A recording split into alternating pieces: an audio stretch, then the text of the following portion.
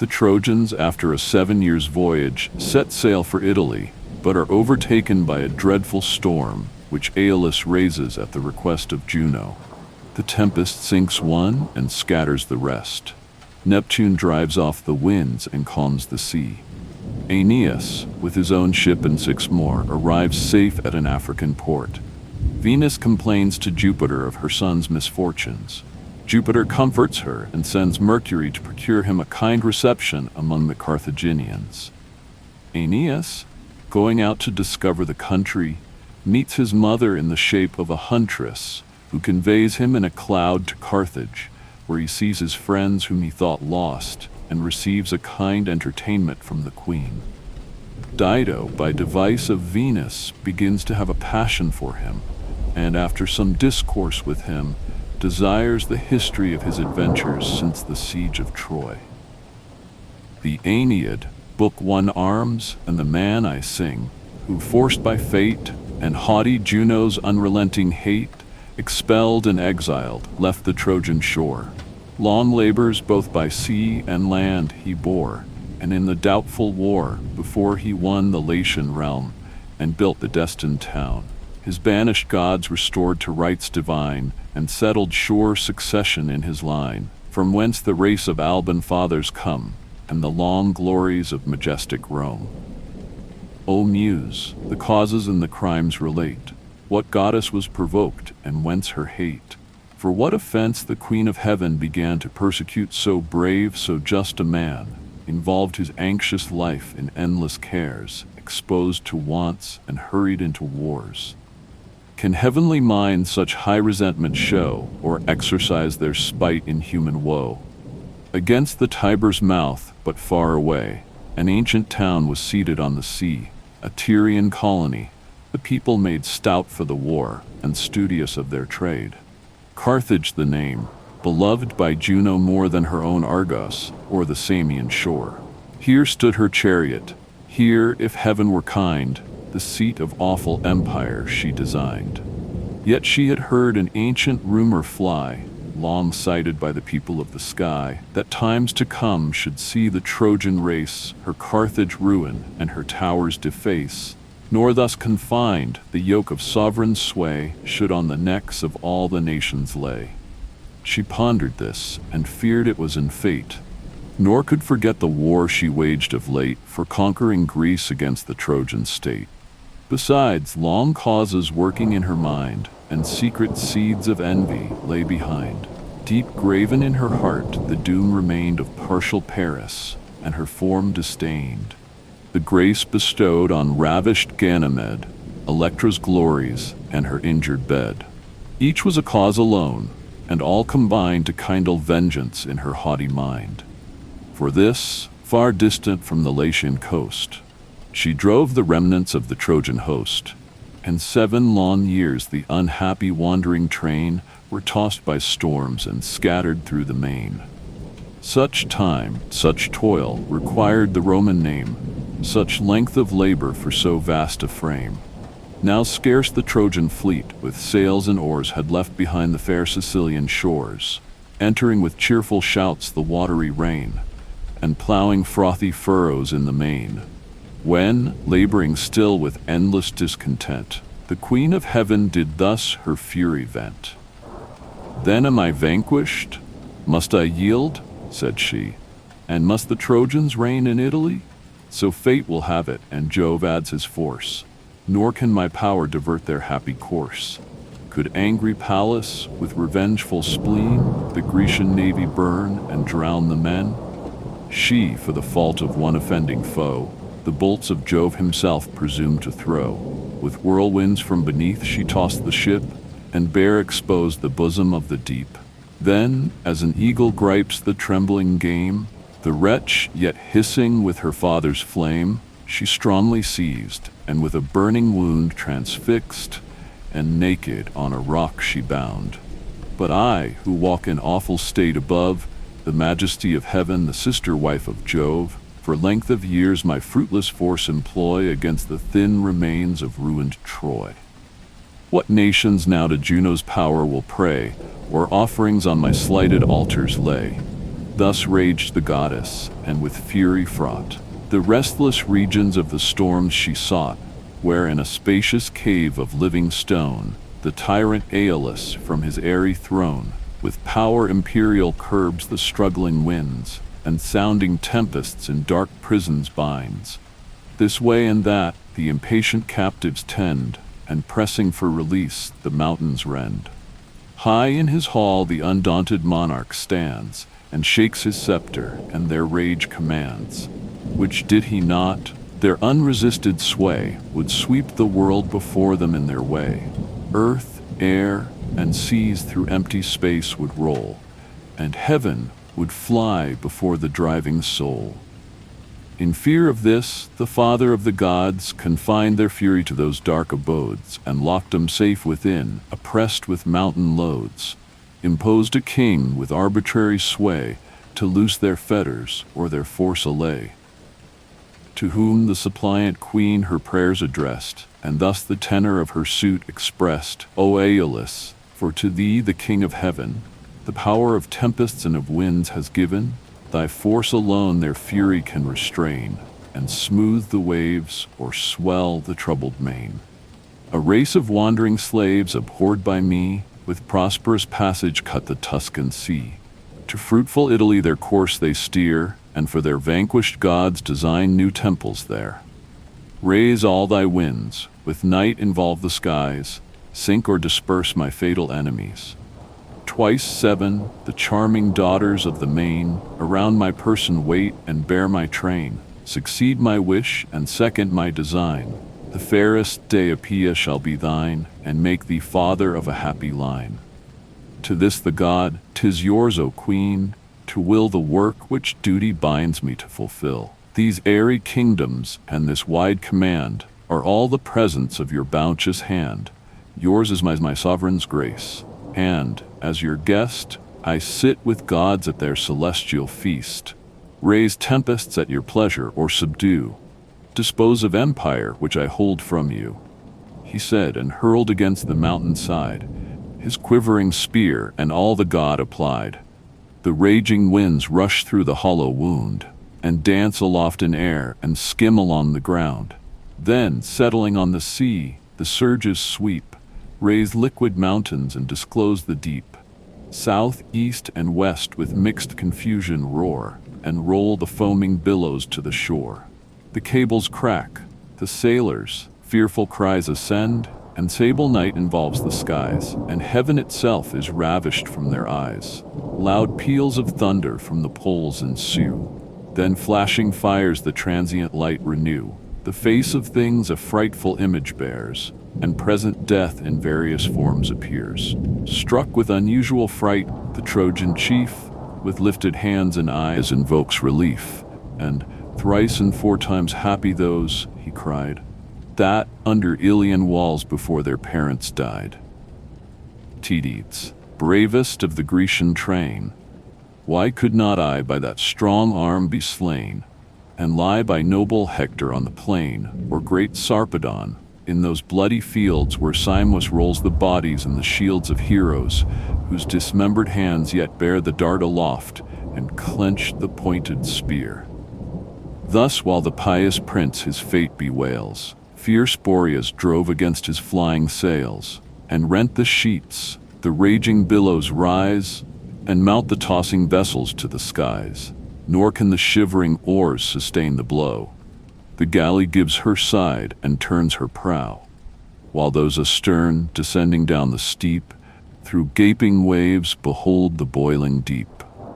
3 ships were hurried by the southern blast, and on the secret shelves with fury cast. Those hidden rocks the Ausonian sailors knew. They called them altars when they rose in view, and showed their spacious backs above the flood. 3 more fierce Eurus, in his angry mood, dashed on the shallows of the moving sand, and in mid-ocean left them moored a land. Orontes' bark, that bore the Lycian crew, a horrid sight, even in the hero's view, from stem to stern by waves was overborne. The trembling pilot from his rudder torn was headlong hurled. Thrice round the ship was tossed, then bulged at once, and in the deep was lost. and here and there above the waves were seen arms, pictures, precious goods, and floating men. The stoutest vessel to the storm gave way, and sucked through loosened planks the rushing sea. Ilioneus was her chief, Alitha's old, Achates faithful, Abas young and bold, endured not less. Their ships with gaping seams admit the deluge of the briny streams. Meantime imperial Neptune heard the sound of raging billows breaking on the ground. Displeased and fearing for his watery reign, he reared his awful head above the main, serene in majesty, then rolled his eyes around the space of earth and seas and skies. He saw the Trojan fleet dispersed, distressed by stormy winds and wintry heaven oppressed. Full well the god his sister's envy knew, and what her aims and what her arts pursue. He summoned Eurus and the western blast, and first an angry glance on both he cast. Then thus rebuked, audacious winds, from whence this bold attempt, this rebel insolence? Is it for you to ravage seas and land, unauthorized by my supreme command, to raise such mountains on the troubled main? Whom I, but first 'tis fit the billows to restrain, and then ye shall be taught obedience to my reign. Hence, to your lord my royal mandate bear, the realms of ocean and the fields of air are mine, not his. By fatal lot to me the liquid empire fell, and trident of the sea. His power to hollow caverns is confined. There let him reign, the jailer of the wind, with hoarse commands his breathing subjects call, and boast and bluster in his empty hall.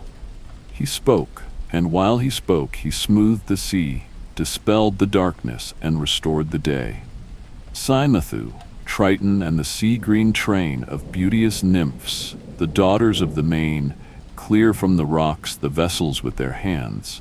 The god himself with ready trident stands, and opes the deep, and spreads the moving sands, then heaves them off the shoals, where he guides his finny coursers, and in triumph rides. The waves unruffle, and the sea subsides. As when in tumults rise the ignoble crowd, mad are their motions, and their tongues are loud, and stones and brands in rattling volleys fly, in all the rustic arms that fury can supply. If then some grave and pious man appear, they hush their noise and lend a listening ear. He soothes with sober words their angry mood, and quenches their innate desire of blood. So, when the father of the flood appears, and o'er the seas his sovereign trident rears, their fury falls. He skims the liquid plains, high on his chariot, and with loosened reins, majestic moves along, and awful peace maintains. The weary Trojans ply their shattered oars to nearest land, and make the Libyan shores. Within a long recess there lies a bay. An island shades it from the rolling sea, and forms a port secure for ships to ride. Broke by the jutting land, on either side, in double streams the briny waters glide. Betwixt two rows of rocks a sylvan scene appears above, and groves forever green. A grot is formed beneath, with mossy seats, to rest the Nereids and exclude the heats. Down through the crannies of the living walls the crystal streams descend in murmuring falls. No halsers need to bind the vessels here, nor bearded anchors, for no storms they fear. 7 ships within this happy harbor meet, the thin remainders of the scattered fleet. The Trojans, worn with toils and spent with woes, leap on the welcome land and seek their wished repose. First, good Achates, with repeated strokes of clashing flints their hidden fire provokes. Short flame succeeds, a bed of withered leaves, the dying sparkles and their fall receives. Caught into life, in fiery fumes they rise, and fed with stronger food invade the skies. The Trojans, dropping wet, or stand around the cheerful blaze, or lie along the ground. Some dry their corn infected with the brine, then grind with marbles and prepare to dine. Aeneas climbs the mountain's airy brow, and takes a prospect of the seas below. If Capys thence, or Antheus he could spy, or see the streamers of Caicus fly. No vessels were in view, but on the plain 3 beamy stags command a lordly train of branching heads. The more ignoble throng attend their stately steps and slowly graze along. He stood, and, while secure they fed below, he took the quiver and the trusty bow Achates used to bear. The leaders first he laid along, and then the vulgar pierced, nor ceased his arrows, till the shady plain 7 mighty bodies with their blood disdain. To the 7 ships he made an equal share, and to the port returned, triumphant from the war.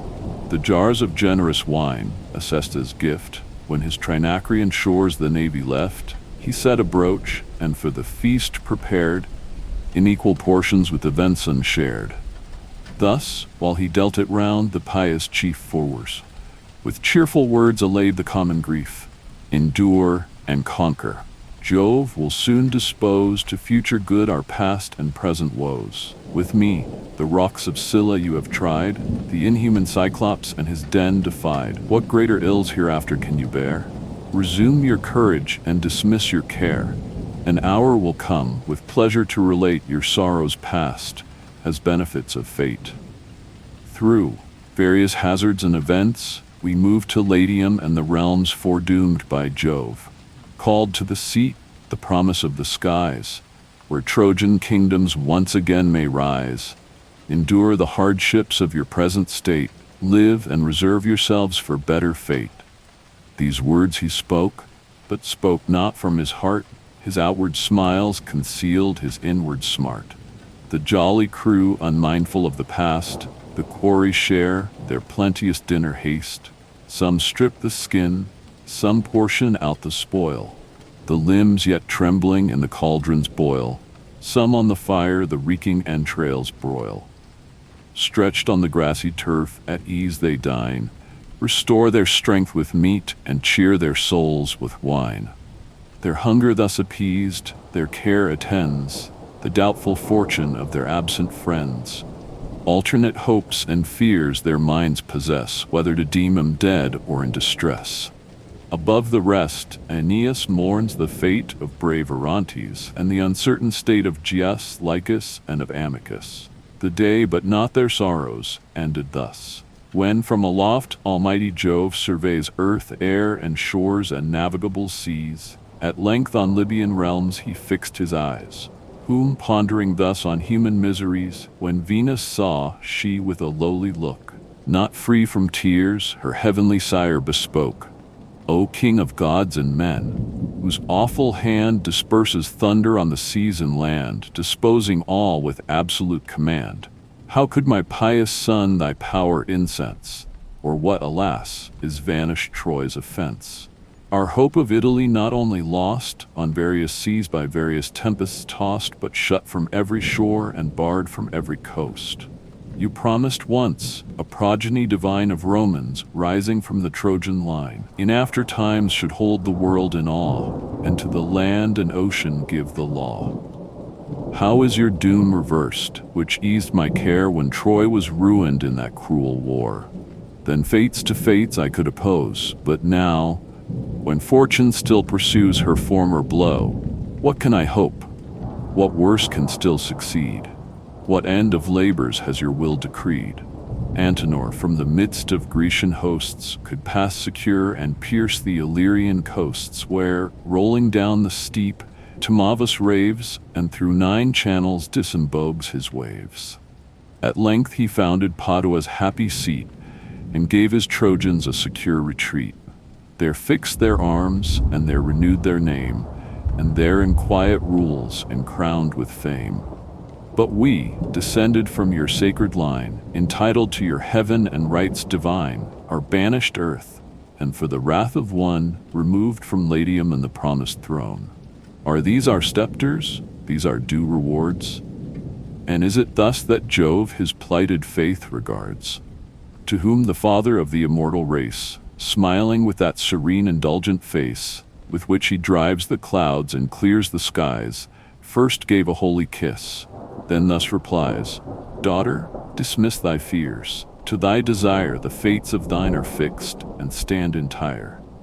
Thou shalt behold thy wished Lavinian walls, and ripe for heaven, when fate Aeneas calls, then shalt thou bear him up sublime to me. No counsels have reversed my firm decree, and lest new fears disturb thy happy state, know I have searched the mystic rolls of fate. Thy son, nor is the appointed season far, in Italy shall wage successful war, shall tame fierce nations in the bloody field, and sovereign laws impose and cities build, till after every foe subdued, the sun thrice through the signs his annual race shall run. This is his time prefixed.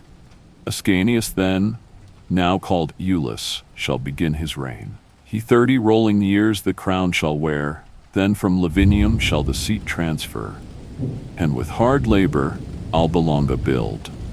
The throne with his succession shall be filled, 300 circuits more. Then shall be seen Aelia the fair, a priestess and a queen, who full of Mars in time with kindly throes, shall at a birth 2 goodly boys disclose. The royal babes a tawny wolf shall drain, then Romulus his grandsire's throne shall gain. Of martial towers the founder shall become, the people Romans call the city Rome. To them no bounds of empire I assign, nor term of years to their immortal line. Even haughty Juno, who with endless broils earth, seas, and heaven, and Jove himself turmoils, at length atoned her friendly power shall join to cherish and advance the Trojan line. The subject world shall Rome's dominion own, and prostrate shall adore the nation of the gown.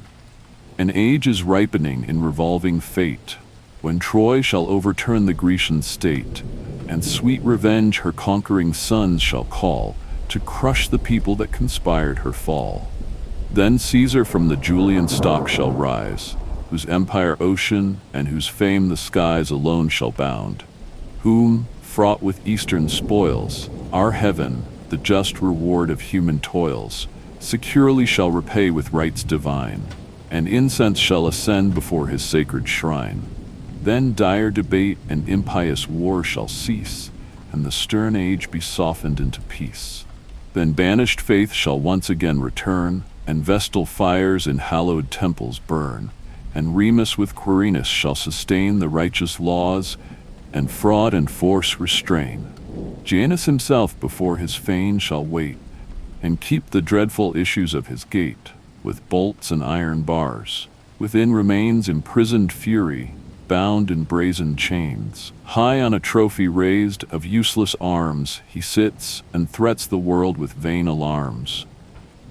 He said, and sent Silenius with command to free the ports and ope the Punic land to Trojan guests, lest, ignorant of fate, the queen might force them from her town and state.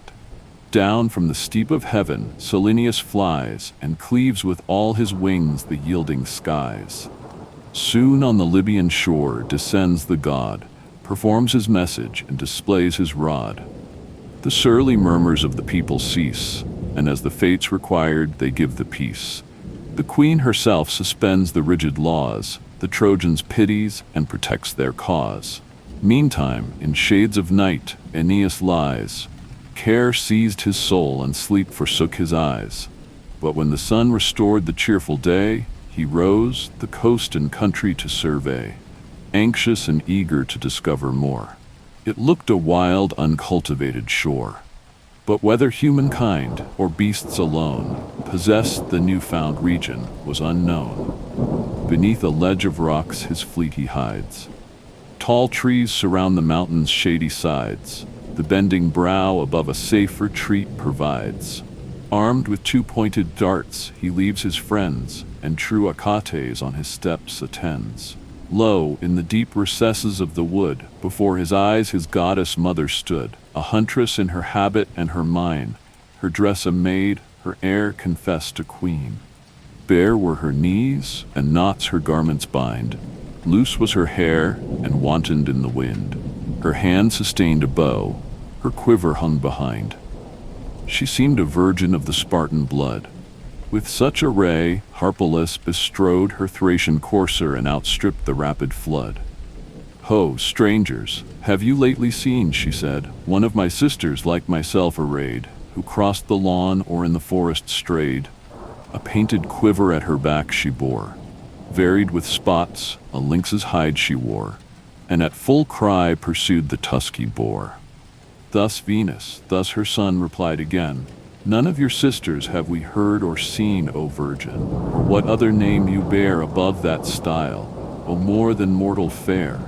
Your voice and me in celestial birth betray.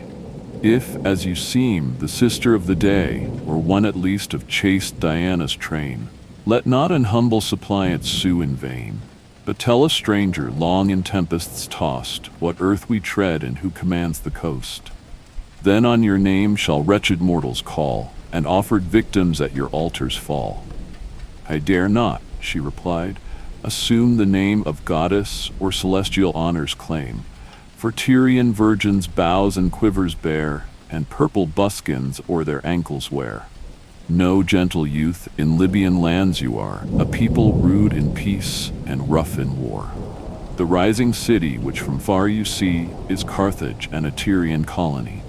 Phoenician Dido rules the growing state, who fled from Tyre to shun her brother's hate. Great were her wrongs, her story full of fate, which I will sum in short. Sichaeus, known for wealth, and brother to the Punic throne, possessed fair Dido's bed, and either heart at once was wounded with an equal dart. Her father gave her yet a spotless maid.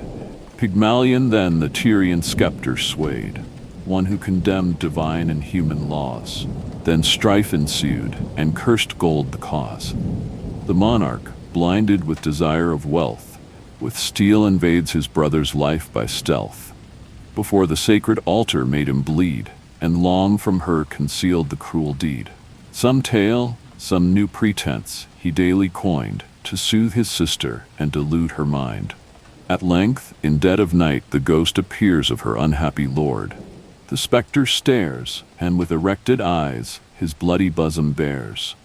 The cruel altars and his fate he tells, and the dire secret of his house reveals. Then warns the widow, with her household gods, to seek a refuge in remote abodes. Last, to support her in so long a way, he shows her where his hidden treasure lay. Admonished thus and seized with mortal fright, the queen provides companions of her flight. They meet, and all combine to leave the state, who hate the tyrant, or who fear his hate. They seize a fleet, which ready rigged they find, nor is Pygmalion's treasure left behind. The vessels, heavy laden, put to sea with prosperous winds, a woman leads the way. I know not if by stress of weather driven, or was their fatal course disposed by heaven. At last they landed, where from far your eyes may view the turrets of new Carthage rise. There bought a space of ground which Bursa called, from the bull's hide they first enclosed and walled. But whence are you? What country claims your birth? What seek you strangers on our Libyan earth? To whom, with sorrow streaming from his eyes, and deeply sighing, thus her son replies, "Could you with patience hear, or I relate, O nymph, the tedious annals of our fate? Through such a train of woes if I should run, the day would sooner than the tale be done. From ancient Troy by force expelled we came, if you by chance have heard the Trojan name. On various seas by various tempests tossed, at length we landed on your Libyan coast. The good Aeneas am I called, a name, while fortune favored, not unknown to fame. My household gods, companions of my woes, with pious care I rescued from our foes. To fruitful Italy my course was bent, and from the King of Heaven is my descent. With twice 10 sail I crossed the Phrygian sea. Fate and my mother goddess led my way. Scarce 7, the thin remainders of my fleet, from storms preserved within your harbor meet. Myself distressed, an exile and unknown, debarred from Europe and from Asia thrown, in Libyan deserts wander thus alone. His tender parent could no longer bear, but interposing sought to soothe his care. Whoe'er you are, not unbeloved by heaven, since on our friendly shore your ships are driven. Have courage, to the gods permit the rest, and to the queen expose your just request. Now take this earnest of success for more. Your scattered fleet is joined upon the shore. The winds are changed, your friends from danger free, or I renounce my skill in augury. 12 swans behold in beauteous order move. and stoop with closing pinions from above, whom late the bird of Jove had driven along, and through the clouds pursued the scattering throng. Now, all united in a goodly team, they skim the ground and seek the quiet stream. As they, with joy returning, clap their wings and ride the circuit of the skies in rings, not otherwise your ships and every friend already hold the port, or with swift sails descend. No more advice is needful, but pursue the path before you and the town in view. Thus having said, she turned and made appear her neck refulgent and disheveled hair, which, flowing from her shoulders, reached the ground, and widely spread ambrosial scents around. In length of train descends her sweeping gown, and by her graceful walk the Queen of Love is known. The prince pursued the parting deity with words like these: "Ah, whither do you fly? Unkind and cruel, to deceive your son in borrowed shapes and his embrace to shun, never to bless my sight, but thus unknown, and still to speak in accents not your own." Against the goddess these complaints he made, but took the path, and her commands obeyed. They march obscure, for Venus kindly shrouds with mists their persons, and involves in clouds, that, thus unseen, their passage none might stay, or forced to tell the causes of their way. This part performed, the goddess flies sublime to visit Paphos and her native clime, where garlands, ever green and ever fair, with vows are offered and with solemn prayer. 100 altars in her temple smoke, 1,000 bleeding hearts her power invoke.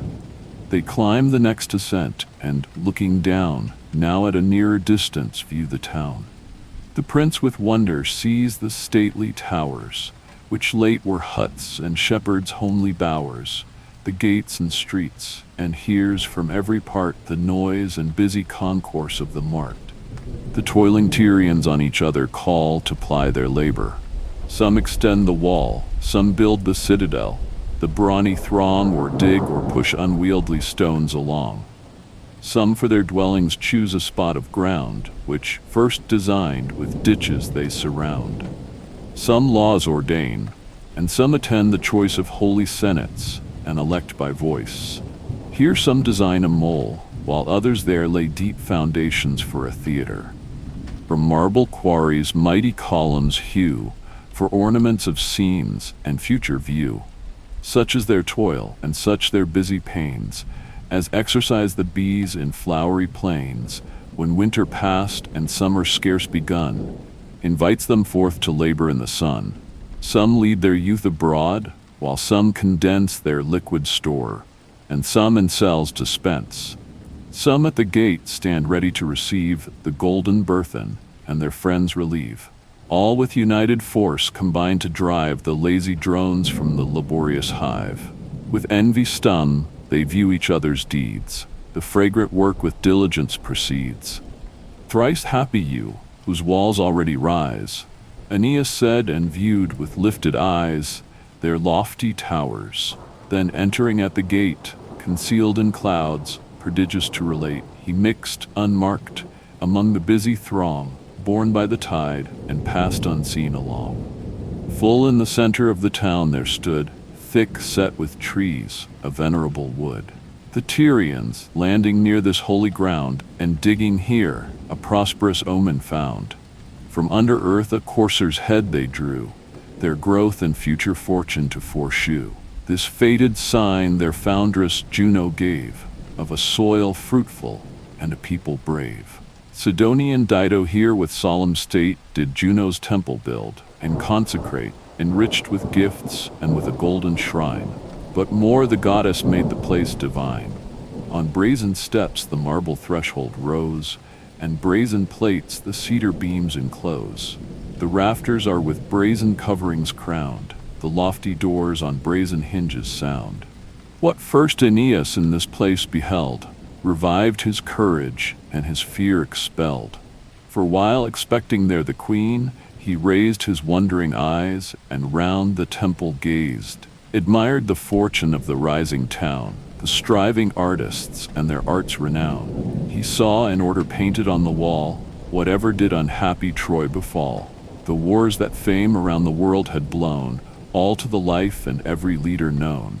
There Agamemnon, Priam here he spies, and fierce Achilles, who both kings defies. He stopped and weeping said, "O friend, even here, the monuments of Trojan woes appear. Our known disasters fill even foreign lands. See there where old unhappy Priam stands. Even the mute walls relate the warrior's fame, and Trojan griefs the Tyrians' pity claim." He said, his tears a ready passage find, devouring what he saw so well designed, and with an empty picture fed his mind.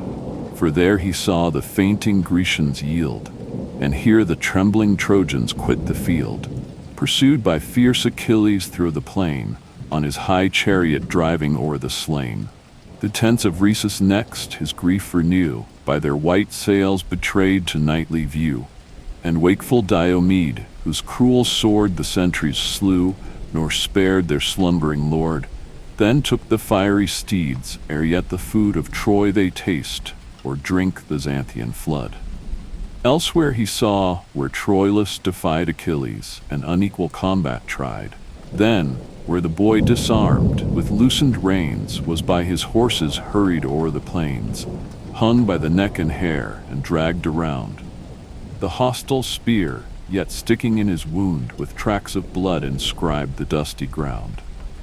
Meantime the Trojan dames, oppressed with woe, to Pallas' fane in long procession go, in hopes to reconcile their heavenly foe. They weep, they beat their breasts, they rend their hair, and rich embroidered vests for presents bear. But the stern goddess stands unmoved with prayer. Thrice round the Trojan walls Achilles drew the corpse of Hector, whom in fight he slew. Here Priam sues, and there, for sums of gold, the lifeless body of his son is sold. So sad an object, and so well expressed, drew sighs and groans from the grieved hero's breast, to see the figure of his lifeless friend, and his old sire his helpless hand extend. Himself he saw amidst the Grecian train, mixed in the bloody battle on the plain, and swarthy Memnon in his arms he knew, his pompous ensigns and his Indian crew. Penthesilea there, with haughty grace, leads to the wars an Amazonian race. In their right hands a pointed dart they wield, the left, for ward, sustains the lunar shield. Athwart her breast a golden belt she throws, amidst the press alone provokes 1,000 foes, and dares her maiden arms to manly force oppose. Thus while the Trojan prince employs his eyes, fixed on the walls with wonder and surprise, the beauteous Dido, with a numerous train and pomp of guards, ascends the sacred fane. Such on Eurota's banks or Cynthus' height, Diana seems, and so she charms the sight, when in the dance the graceful goddess leads the choir of nymphs and overtops their heads. Known by her quiver and her lofty mien, she walks majestic, and she looks their queen. Latona sees her shine above the rest, and feeds with secret joy her silent breast. Such Dido was, with such becoming state, amidst the crowd she walks serenely great. Their labor to her future sway she speeds, and passing with a gracious glance proceeds. Then mounts the throne, high placed before the shrine. In crowds around the swarming people join. She takes petitions and dispenses laws, hears and determines every private cause. Their tasks in equal portions she divides, and where unequal, there by lots decides. Another way by chance Aeneas bends his eyes, and unexpected sees his friends, Antheus, Sergestus grave, Cloanthus strong, and at their backs a mighty Trojan throng, whom late the tempest on the billows tossed and widely scattered on another coast. The prince unseen, surprised with wonder stands, and longs with joyful haste to join their hands. But doubtful of the wished event, he stays, and from the hollow cloud his friends surveys, impatient till they told their present state, and where they left their ships, and what their fate, and why they came, and what was their request. For these were sent, commissioned by the rest, to sue for leave to land their sickly men, and gain admission to the gracious queen. Entering, with cries they filled the holy fane, Then thus, with lowly voice, Ilioneus began. O Queen, indulged by favor of the gods, to found an empire in these new abodes, to build a town with statutes to restrain the wild inhabitants beneath thy reign, we wretched Trojans, tossed on every shore, from sea to sea thy clemency implore. Forbid the fires our shipping to deface. Receive the unhappy fugitives to grace, and spare the remnant of a pious race. We come not with design of wasteful prey, to drive the country, force the swains away. Nor such our strength, nor such is our desire. The vanquished dare not to such thoughts aspire. A land there is, Hesperia named of old. The soil is fruitful, and the men are bold. The Oenotrians held it once, by common fame, now called Italia, from the leader's name. To that sweet region was our voyage bent, when winds in every warring element disturbed our course, and far from sight of land, cast our torn vessels on the moving sand. The sea came on. The south, with mighty roar, dispersed and dashed the rest upon the rocky shore. Those few you see escape the storm and fear, unless you interpose a shipwreck here. What men, what monsters, what inhuman race, what laws, what barbarous customs the place, shut up a desert shore to drowning men, and drive us to the cruel seas again? If our hard fortune no compassion draws, nor hospitable rights, nor human laws, the gods are just, and will revenge our cause. Aeneas was our prince, a juster lord, or nobler warrior, never drew a sword, observant of the right, religious of his word.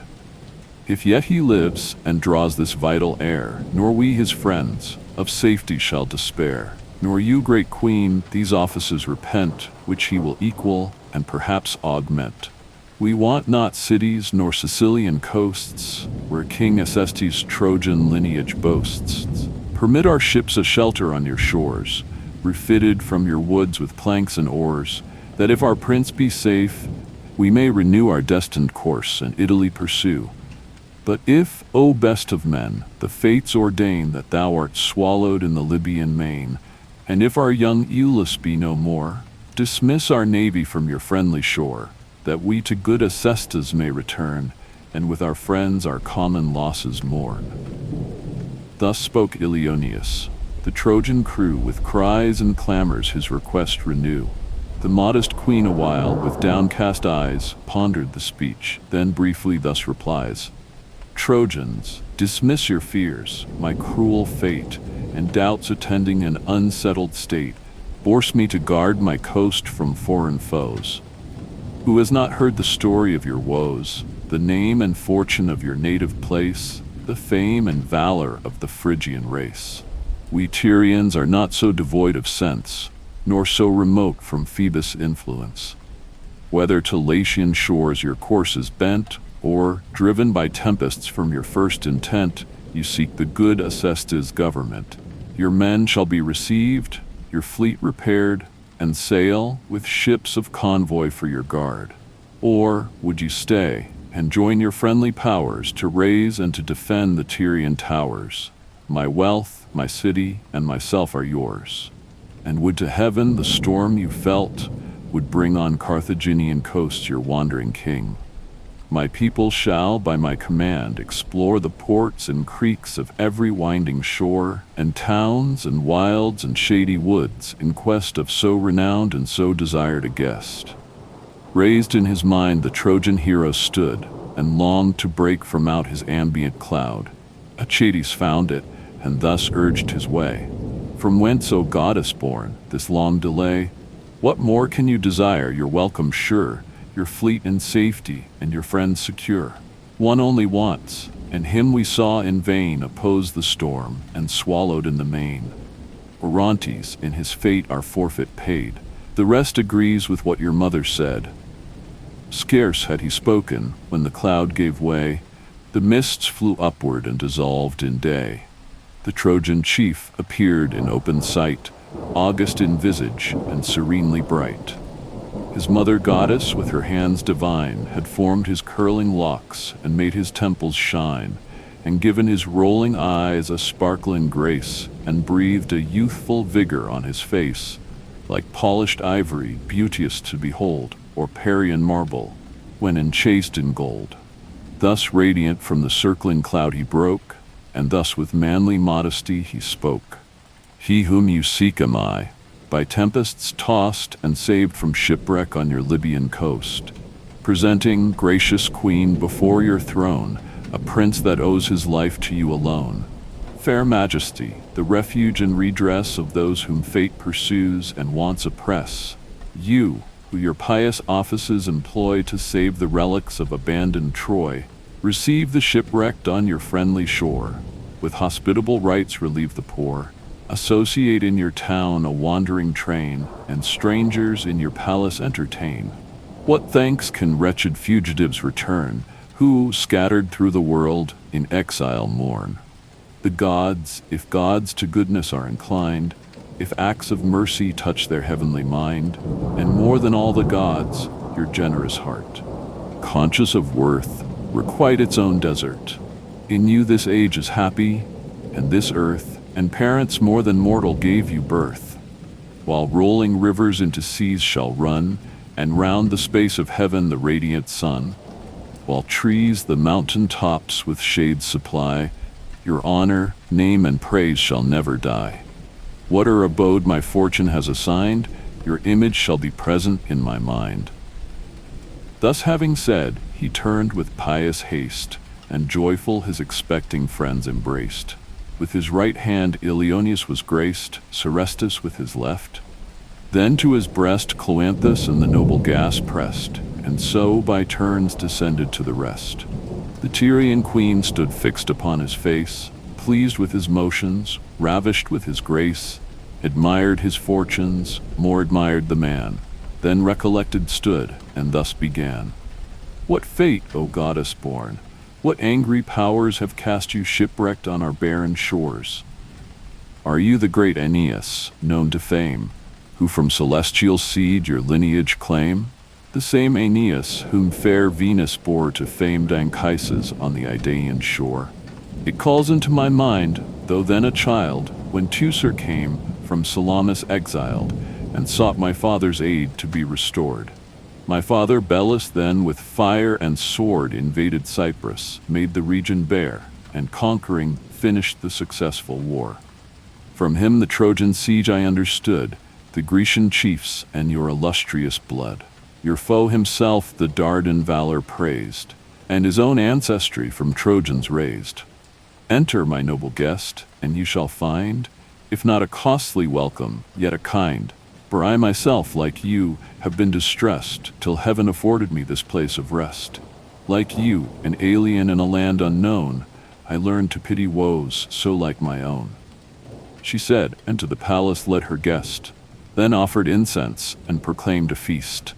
Nor yet less careful for her absent friends, twice 10 fat oxen to the ships she sends, besides 100 boars, 100 lambs, with bleating cries attend their milky dams, and jars of generous wine and spacious bowls she gives, to cheer the sailors' drooping souls. Now purple hangings clothe the palace walls, and sumptuous feasts are made in splendid halls. On Tyrian carpets richly wrought they dine, with loads of massy plate the sideboards shine, and antique vases, all of gold embossed, the gold itself inferior to the cost, of curious work, where on the sides were seen the fights and figures of illustrious men, from their first founder to the present queen. The good Aeneas, whose paternal care Iulus' absence could no longer bear, dispatched Acas to the ships in haste to give a glad relation of the past, and, fraught with precious gifts, to bring the boy, snatched from the ruins of unhappy Troy. A robe of tissue, stiff with golden wire, an upper vest, once Helen's rich attire, from Argos by the famed adulteress brought, with golden flowers and winding foliage wrought. Her mother Leda's present when she came to ruin Troy and set the world on flame. The scepter Priam's eldest daughter bore, her orient necklace and the crown she wore, of double texture, glorious to behold, one order set with gems and one with gold. Instructed thus the wise Achates goes, and in his diligence his duty shows. But Venus, anxious for her son's affairs, new counsels tries and new designs prepares, that Cupid should assume the shape and face of sweet Ascanius, and the sprightly grace should bring the presence in her nephew's stead, and in Eliza's veins the gentle poison shed. For much she feared the Tyrians, double-tongued, and knew the town to Juno's care belonged. These thoughts by night her golden slumbers broke, and thus alarmed to winged love she spoke. My son, my strength, whose mighty power alone controls the thunderer on his awful throne. To thee thy much afflicted mother flies, and on thy succor and thy faith relies. Thou know'st, my son, how Jove's revengeful wife, by force and fraud, attempts thy brother's life, and often hast thou mourned with me his pains. Him Dido now with blandishment detains, but I suspect the town where Juno reigns. For this 'tis needful to prevent her art, and fire with love the proud Phoenician's heart. A love so violent, so strong, so sure, as neither age can change nor art can cure. How this may be performed, now take my mind. Ascanius by his father is designed to come with presents laden from the port, to gratify the queen and gain the court. I mean to plunge the boy in pleasing sleep, and ravished in Idalian bowers to keep, or high Cythera, that the sweet deceit may pass unseen, and none prevent the cheat. Take thou his form and shape, I beg the grace, but only for a night's revolving space.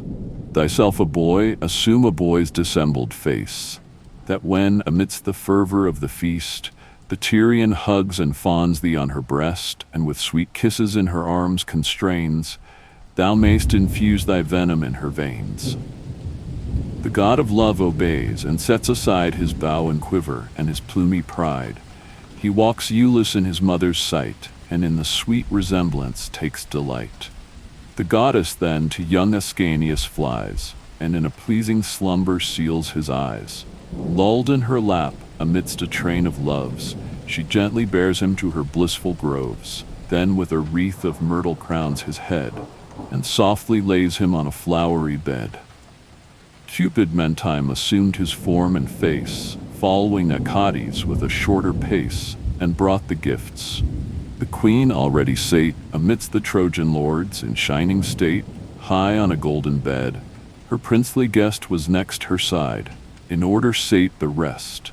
Then canisters with bread are heaped on high, the attendants water for their hands supply, and having washed with silken towels dry.